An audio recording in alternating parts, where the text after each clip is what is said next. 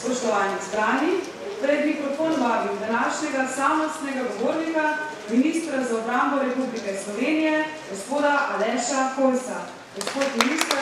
Spoštovani župan, gospod Cimberman, spoštovana poslanka, gospod Jereva, drugi župani, podžupani, visoke gostje, predvsem pa seveda pripadniki Slovenske vojske, govorniki iz leta 1991 in vsi ostali. Posebno čast mi je, da lahko danes pregovorim na tem mestu, ki je simboličnega pomena za Slovensko vojsko. Tako kot ste prvi naborniki 2. junija tudi prisegli v Pekrah, kot ste 15. maja začeli z usposabljanjem tukaj v Pekrah, je prav, da se spomnimo še nekaterih drugih dogodkov. Ko govorimo o usposabljanju in izobraževanju, pogledamo na primer univerzo, srednjo šolo, pravzaprav težko rečemo, da se je univerza in srednja šola začela z letom, ko so tam prvi učenci ali diplomanti maturirali oziroma diplomirali. Prav je, da se spomnimo vseh tistih let, ko se priprave za tako usposabljanje oziroma izobraževanje počnejo.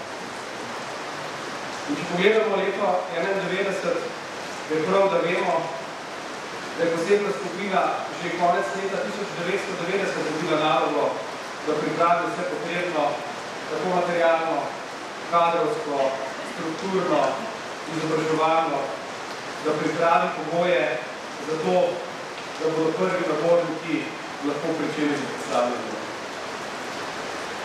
Prav je, da se spomnimo tistih časov, ko Republiški štab za teritorialno obrambo ni uspel svojo zahtevo o tem, da slovenski fantje služijo vojaški rok v Sloveniji oziroma na območju 3. vojaške armade. Ravno to je bil razlog, da je Skupščina Republike Slovenije z ustavnim zakonom tako dejstvo uzakonila. In ravno to dejstvo je bilo tisto najpomembnejše dejstvo, ki je Jugoslovansko ljudsko armado usmerilo proti Sloveniji.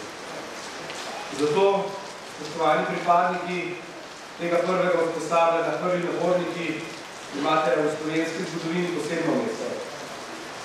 Nesporno dejstvo je, da ste prvi pripadniki, ki ste zaprisegli v Slovenski vojski.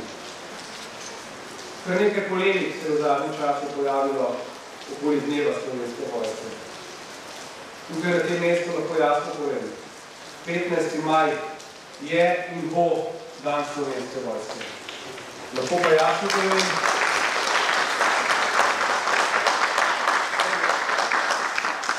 jasno povem, da okolikor ne bi bilo vseh aktivnosti v letu 90, začenči z manevrsko strukturo javne zaščite, tudi tega dneva ne bi bilo. Zato je zame leto 1990 tisto, ki pomeni dejanski začetek priprav za to, da smo v letu 1991 dobili prve naše nabornike. Spoštovani gostje, moram reči, da s posebnim veseljem prihajam v ta kraj. Leta 1981, po odsluženju vojaškega roka, sem bil rekrutiran v teritorialno obrambo.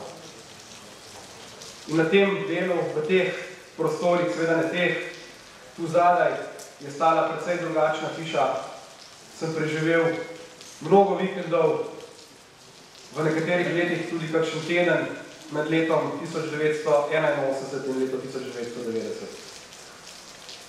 Tudi tisti teritorialci, ki smo se usposabljali v teh letih, lahko rečem, da smo bili zavedni Slovenci. Lahko rečem, da smo že takrat sanjali o svoji državi.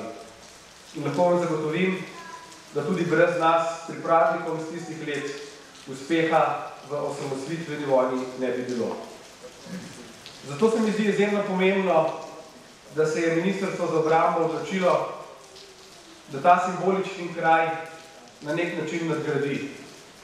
Nadgradi z svetovno znanim, poznanim daleč naokoli centrom za usposabljanje za pripadnike zaščite in reševanja, ki so pravzaprav tisti pripadniki, ki v miru, ko nam ne grozi neka neposredna vojna nevarnost, zagotavljajo varnost prebivalcem, državljanom Republike Slovenije, njihovemu premoženju in vsem ostalim, kar ljudje želijo obdržati.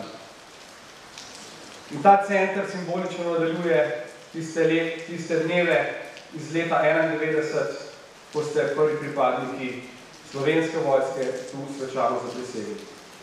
Spoštovani gostje, spoštovani zbrani, ob današnjem dnevu, ki je nesporno 21 let od prvega prisege naših nabornikov, vam kot je povedal župan, nekem slabšem vremenu vseeno želim prijetno druženje s soborci in prijetno popoldne. Hvala lepa.